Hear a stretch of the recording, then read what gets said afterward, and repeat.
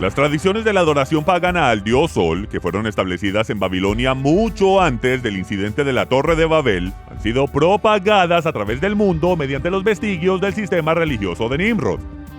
Israel, como nación, fue escogido por el Todopoderoso para ser su representante, un reino de sacerdotes para reconciliar al mundo y llevarlo de vuelta a la adoración del único Dios verdadero. Pero Israel terminó inventando su propia religión con miles de mandamientos agregados a los simples mandamientos del Todopoderoso, a pesar de sus instrucciones explícitas de que a nadie le es permitido agregar o sustraer ni un solo mandamiento de entre las palabras que fueron exclamadas desde el monte Sinaí por el dador de la ley, el Dios de Israel. Esta es la historia más grandiosa jamás contada. Se trata de Yeshua, el profeta, el Mesías prometido. Acompáñenme aquí en la tierra de Israel a medida que emprendemos un viaje cronológico y arqueológico a través de los evangelios. Nunca se ha visto nada como esto antes. Soy Michael Rood, prepárese para un rudo despertar.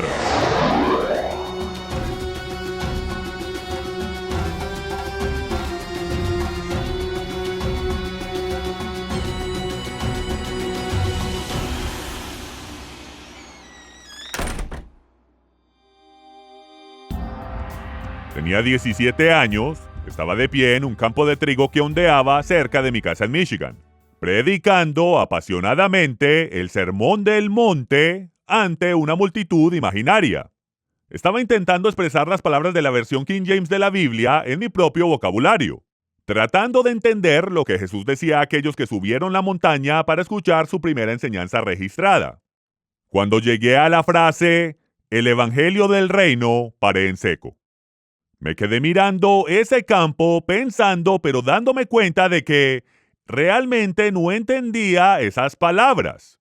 Sabía que evangelio quería decir buenas noticias, pero no me ayudaba. Había leído esa frase cientos de veces, pero por primera vez en mi vida supe que el evangelio del reino era importante. Comencé la vida de la iglesia asistiendo a la iglesia Bautista Calvary en Greenville, Michigan. Allí fue donde nací.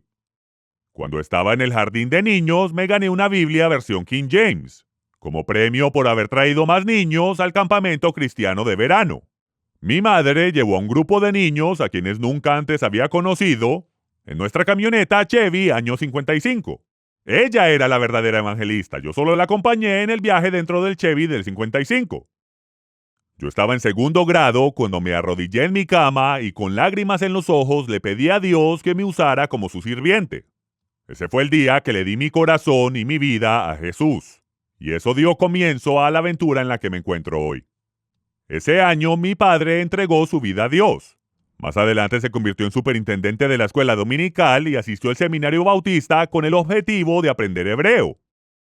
Aunque mi abuelo y sus hermanos y hermanas nunca asistieron a la iglesia o sinagoga, la familia Rood proviene de Holanda, donde el abuelo de mi tatarabuelo, el cantor judío Angel Rood, formó la primera sinagoga askenazi en su casa, en Ámsterdam.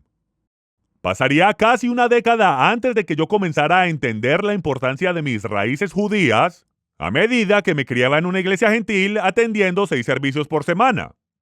Cuando era un joven adolescente, competíamos contra otros grupos de otras iglesias en torneos bíblicos, que nos obligaban a memorizar cientos de versículos, incluso capítulos enteros de la Biblia. Fui criado como un judío bautista, completamente fuera de la religión de mis antepasados, pero hábilmente versado como un cristiano creyente en la Biblia. Como adolescente, la iglesia se tornó extremadamente aburrida. Me quedaba dormido durante los servicios, al igual que la mayoría de los diáconos y ancianos, pero a los 17 todo cambió. El hijo de mi maestra de escuela dominical se unió a los infantes de la Marina como voluntario en un helicóptero de evacuación médica. Dennis quería ayudar a salvar vidas. Otro infante de Marina de nuestra congregación, Jesse Reinhardt, se estaba recuperando de heridas de guerra casi fatales. Cuando regresó cojeando a la iglesia, nuestro pastor renunció, se unió al cuerpo de capellanes del ejército y se fue en ruta a Vietnam. Compañeros de escuela estaban regresando de la guerra, heridos, en el cuerpo y la mente. algunos en bolsas de cadáveres. Miles de norteamericanos huyeron por la frontera canadiense buscando asilo político debido al reclutamiento obligatorio. Mi número estaba solo a semanas de ser llamado.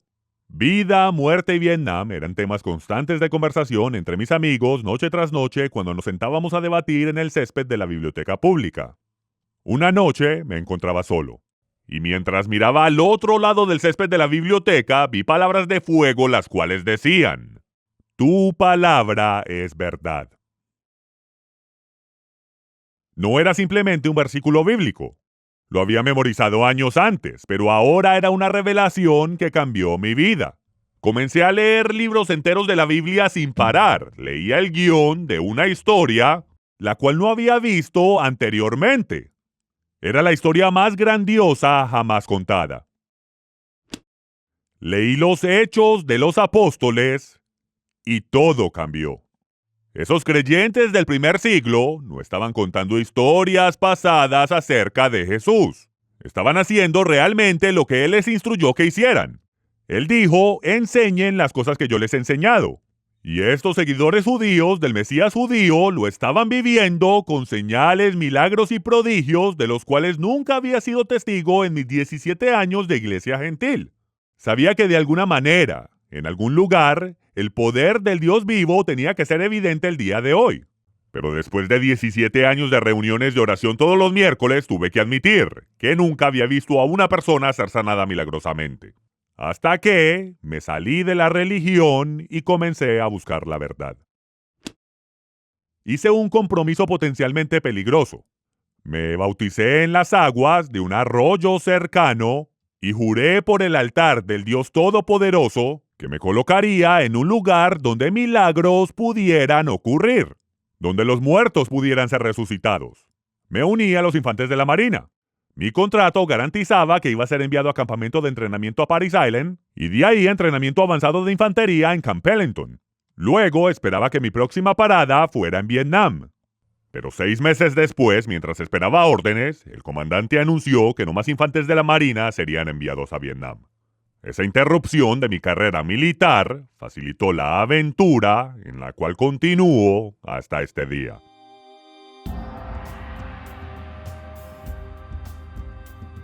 Le invito a tomar un atajo de 50 años conmigo, un camino que pasa directamente por la tierra de Israel, donde he establecido mi hogar durante los últimos 20 años. Acompáñeme en esta travesía de descubrimiento si desea entender el verdadero evangelio del reino que Jesús y sus discípulos enseñaron aquí en Galilea.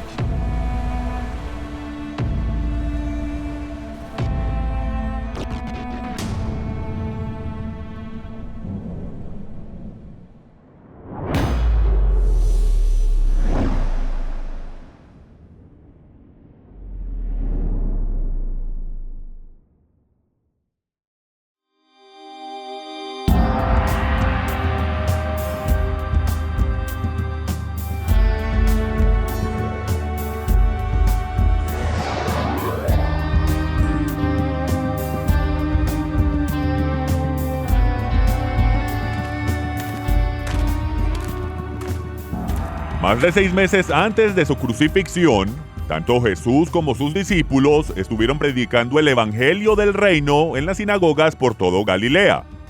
El Evangelio que enseñaron no tenía nada que ver con su crucifixión o resurrección, pero la tradición ha hecho oídos sordos ante lo que Jesús dijo e hizo, en diferencia injustificada a las historias imaginarias que han sido creadas por hombres. ¿De dónde obtenemos la idea de 3 reyes magos siguiendo una estrella por el desierto que los llevó hasta el pesebre de Belén, justo a tiempo para presentar regalos al niño Jesús en la noche en que nació? No está en la Biblia. De hecho, toda la escena de la Natividad que heredamos en el mundo occidental está en contradicción directa al registro del Evangelio. Esa tradición solo puede ser hallada en las páginas iniciales del libro Ben-Hur, una novela escrita por el general de guerra civil norteamericana Lew Wallace.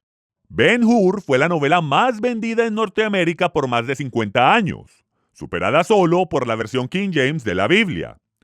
Tanto alcance tuvo la novela de Wallace, que incluso las escenas del pesebre de madera de olivo, producidas por los árabes en Belén, presentan a 3 reyes magos en el pesebre, cuando la Biblia cuenta una historia diferente.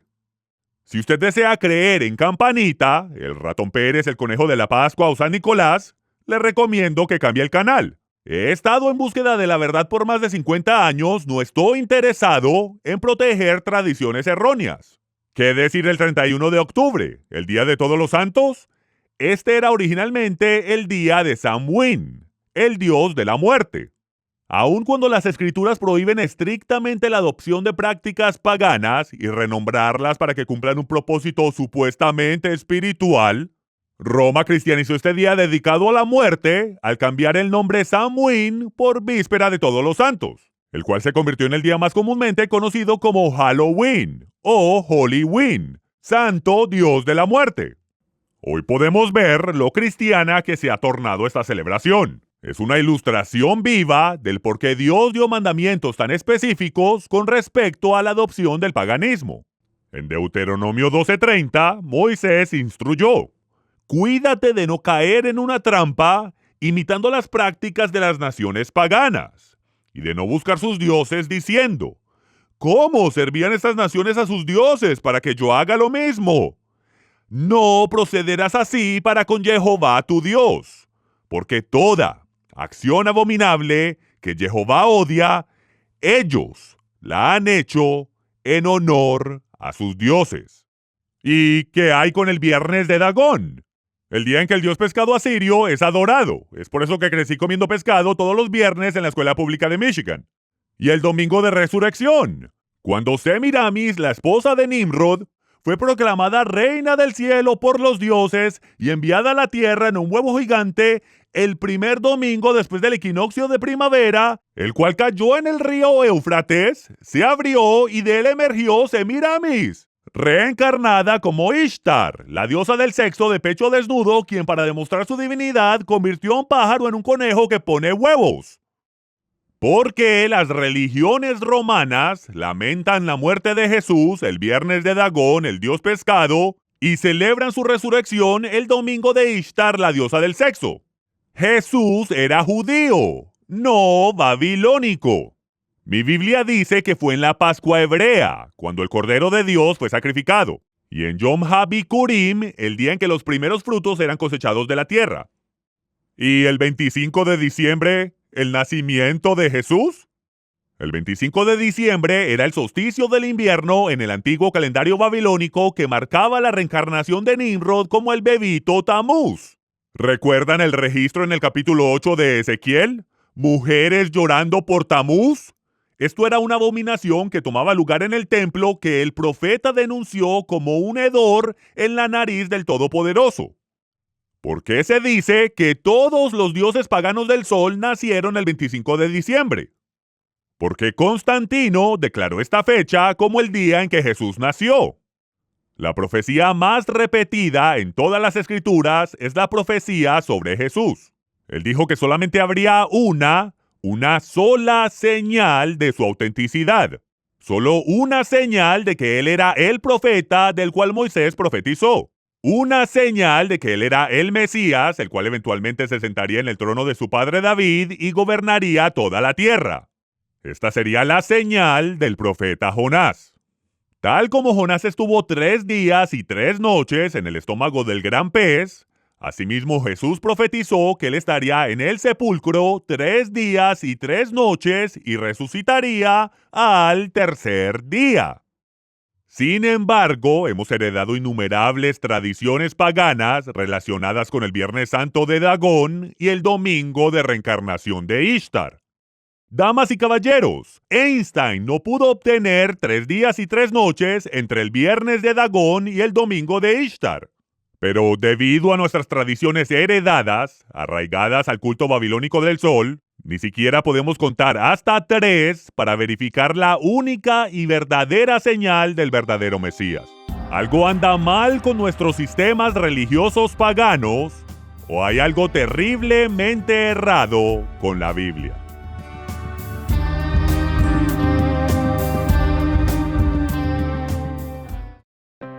Si usted es como la mayoría, ver una de las enseñanzas en este escenario es suficiente.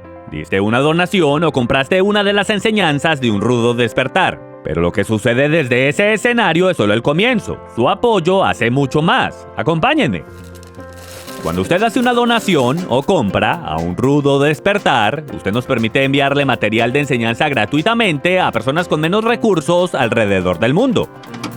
Usted también estará ayudando a proveer todos los materiales necesarios para copiar los DVDs, Blu-rays y apoyar a las personas que organizan todo para enviarlos.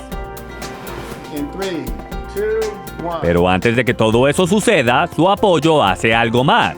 Este es nuestro departamento de edición y producción. Su apoyo le permite a estos profesionales usar sus talentos para esparcir el evangelio, con videos que nos ayudan a entender las verdades que hemos estado esperando todas nuestras vidas. De hecho, su donación hace aún más. Todos los gráficos que ve en los videos, el famoso calendario de Michael Rood, los boletines informativos y todo correo electrónico que recibe viene del Departamento de Comunicaciones, donde su donación le permite a estos individuos altamente calificados el compartir el evangelio. Y cuando tienes una pregunta bíblica, o el cómo unirte al club de embajadores, o simplemente necesitas a alguien con quien orar, tu apoyo también nos ayuda allí, con personas para responder sus preguntas en Carolina del Norte, Montana, California y hasta Costa Rica. Y eso no es todo. Su apoyo nos permite promover el verdadero mensaje de las Escrituras en todo país de habla hispana alrededor del mundo. Y no solo eso, su apoyo también nos permite compartir la verdad en Europa y Sudáfrica. Entonces, la próxima vez que haga una donación o compra por algo que vio en este escenario, recuerde que también estará apoyando todo lo que sucede detrás de cámaras. Gracias por apoyarnos.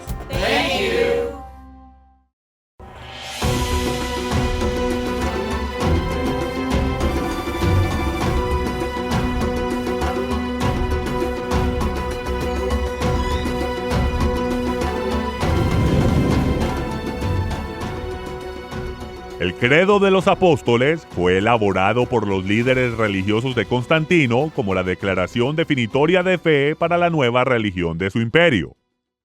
Jesús fue concebido por el Espíritu Santo, nació de una virgen, sufrió bajo Poncio Pilato, fue crucificado, muerto y enterrado, y al tercer día se levantó de los muertos. ¡Espere! ¿Dónde está todo su ministerio? ¿Nació de una virgen y sufrió bajo Poncio Pilato? ¿Qué clase de fe excluiría todo lo que él hizo y enseñó? Piense acerca de esto. ¿Es este el verdadero evangelio? En Mateo, capítulo 4, versículo 23, se resume el ministerio de Yeshua en Galilea. Y recorrió Jesús toda Galilea, enseñando en las sinagogas de ellos y predicando el evangelio del reino, y sanando toda enfermedad y toda dolencia en el pueblo. Para entender lo que Jesús enseñaba en las sinagogas de los fariseos, debemos estudiar diligentemente cada incidente que los autores del Evangelio registran y preguntar: ¿qué fue lo que hizo Jesús en sus sinagogas? Lo que él hizo es el Evangelio del reino. ¿Qué dijo al calor de la contienda con los líderes religiosos? Lo que él dijo es el Evangelio del reino. Todo lo que él dijo e hizo era una ilustración, un ejemplo vivo del Evangelio del Reino, ambos en palabra y hecho. El Todopoderoso respaldó su Evangelio con señales y maravillas. Sin embargo, los milagros no son pruebas en sí mismos. Las palabras de un profeta tienen que estar de acuerdo con las instrucciones de Moisés.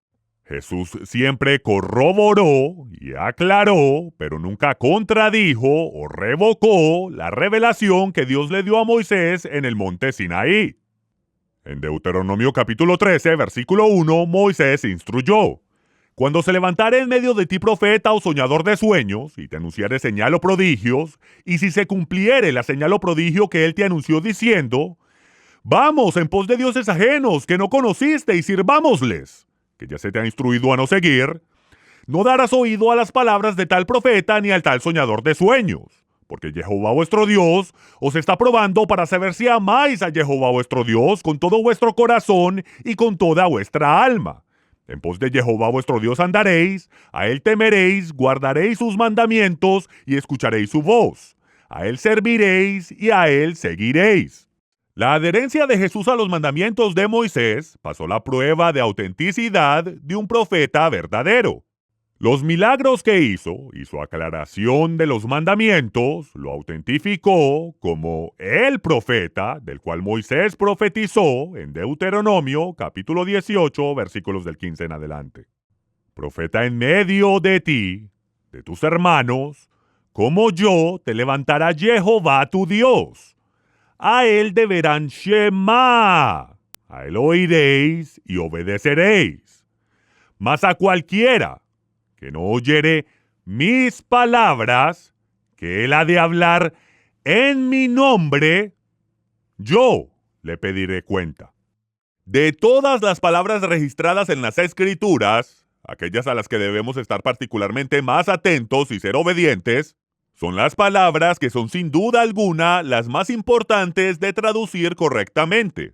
Y esas son las palabras del profeta al cual debemos escuchar y obedecer.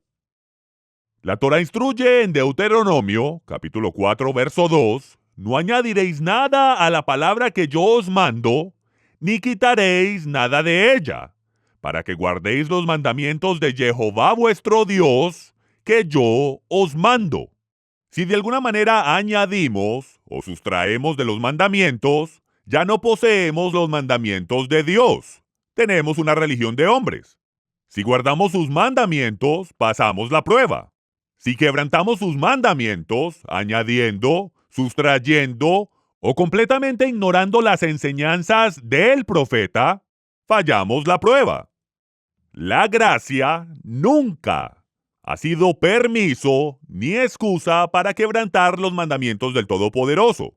La gracia es el empoderamiento divino para poder vivir una vida justa, santa y devota en medio de un mundo torcido y perverso. Fue 10 meses antes de la crucifixión de Jesús cuando él seleccionó 12 de sus discípulos para ser sus enviados, pero no los encomendó hasta que él los hubiera entrenado durante el verano. En Lucas, capítulo 9, verso 6, se narra que al comienzo del 6º mes, los 6 equipos de discípulos partieron, pasaban por todas las aldeas anunciando el evangelio y sanando por todas partes. Queda profundamente claro que el evangelio del reino no es la muerte, entierro y resurrección. Estos 12 apóstoles fueron predicando las mismas buenas noticias que Yeshua les enseñó. El Todopoderoso confirmaba su mensaje a donde quiera que iban con milagros de sanación. Cuando regresaron al final del mes, los apóstoles reportaron a Jesús todo lo que habían hecho y todo lo que habían enseñado. Fue 2 días antes de su crucifixión cuando Jesús llevó a 3 de sus discípulos al Monte de los Olivos y les instruyó: y será predicado este evangelio del reino en todo el mundo para testimonio a todas las naciones. El evangelio que predicó es el único y verdadero evangelio que Jesús autorizó para ser enseñado al mundo entero. No la historia acerca del dulce bebé Jesús, nacido de una virgen que sufrió bajo Poncio Pilato y resucitó el domingo de la diosa babilónica de la fertilidad. Los evangelios registran algunas de las instrucciones finales de Jesús. Mateo capítulo 28. Por tanto, id y haced discípulos a todas las naciones, enseñándoles que guarden todas las cosas que os he mandado. Marcos. Id por todo el mundo y predicar el evangelio a toda criatura. El que creyere y fuere bautizado será salvo. Mas el que no creyere, el que no shema, el que no oye y obedece, será condenado. Y Lucas en Hechos. Pero recibiréis poder cuando haya venido sobre vosotros el Espíritu Santo, y me seréis testigos en Jerusalén, en toda Judea, en Samaria y hasta lo último de la tierra. Acompáñeme aquí en la tierra de Israel a medida que exploramos la vida y las enseñanzas de Jesús, Yeshua de Nazaret, el profeta al cual debemos escuchar y obedecer, pues será él quien regresará como el Mesías a establecer su reino en la tierra.